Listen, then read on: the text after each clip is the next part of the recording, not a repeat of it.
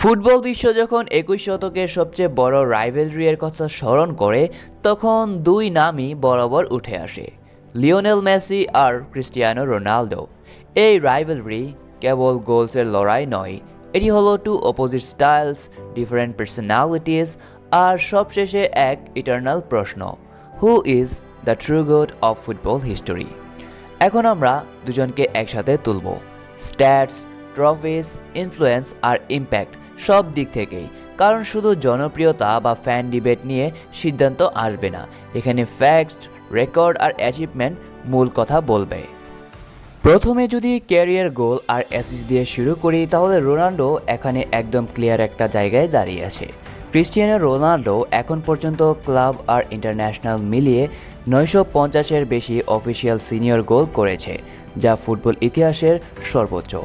Portugal জাতীয় দলের হয়ে সে করেছে 140+ ইন্টারন্যাশনাল গোল, যেটা বিশ্ব রেকর্ড।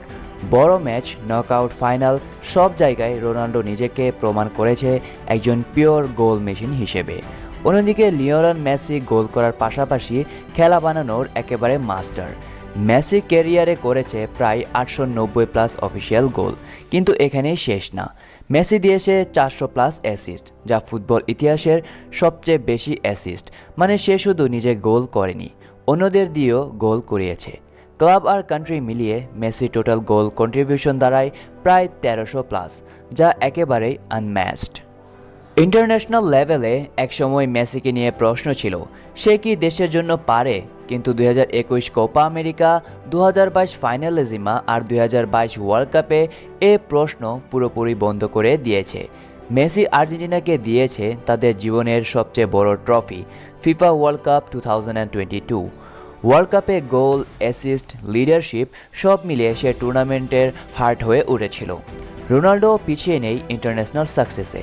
পর্তুগালকে সে দিয়েছে ইউরো 2016 আর ইউএফা ন্যাশনাল লিগ।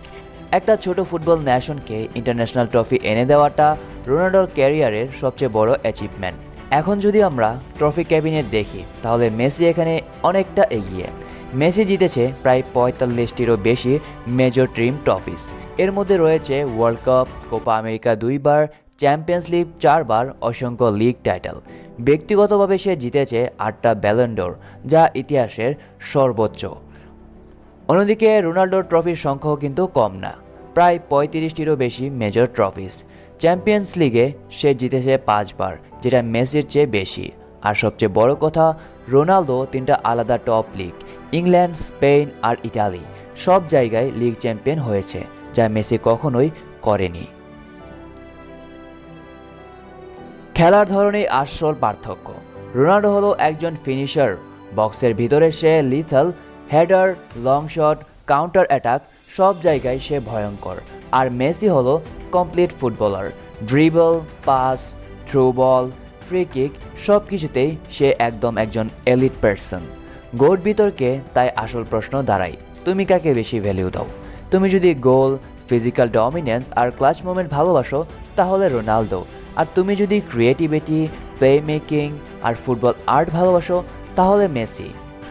তবে একটা কথা কিন্তু ক্লিয়ার, এই ডিবেট কখনো শেষ হবে না, কারণ মেসি আর রোনালদো দুজনেই এমন কিছু করে গেছে যেটা হয়তো আর কোনো জেনারেশনে একসাথে দেখা যাবে না। তারা একে অপরকে পুশ করেছে বেটার হতে, রেকর্ড ভাঙতে, নিজেদের লিমিট ছাড়াতে। ফুটবল ইতিহাসে গোট হয়তো একজনই হবে, কিন্তু এই যুগটা চিরকাল মনে থাকবে মেসি ভার্সেস রোনালদো এরা নামে। আর আমরা ভাগ্যবান এই লড়াইটা নিজের চোখে দেখতে পেরেছি। মেসি আর রোনালদো দুজনেই ফুটবল হিস্ট্রির গ্রেটেস্ট লেজেন্ড, আর যেই কারণে আমি তাদের মধ্যকার ডিবেটটা তো তুলে ধরেছি, কিন্তু আমার পক্ষে তাদের দুজনের মাঝখান থেকে একজনকে বেছে নেওয়া খুবই কঠিন। তাই আপনাদের কাছে আমার প্রশ্ন থাকবে, আপনি কি মনে করেন ফুটবল ইতিহাসের গোট কে, মেসি নাকি রোনালদো? কমেন্ট বক্সে কমেন্ট করে জানিয়ে দিবেন। এবং আজকের এই ভিডিওটি ভালো লেগে থাকলে অবশ্যই লাইক, কমেন্ট এবং শেয়ার করতে ভুলবেন না। আর হ্যাঁ, চ্যানেলটি সাবস্ক্রাইব করে পাশে থাকা বেল বাটনটি প্রেস করে রাখুন পরবর্তী ভিডিওর আপডেট পেতে। দেখা হচ্ছে এর পরের ভিডিওতে। Until then, take care, bye by.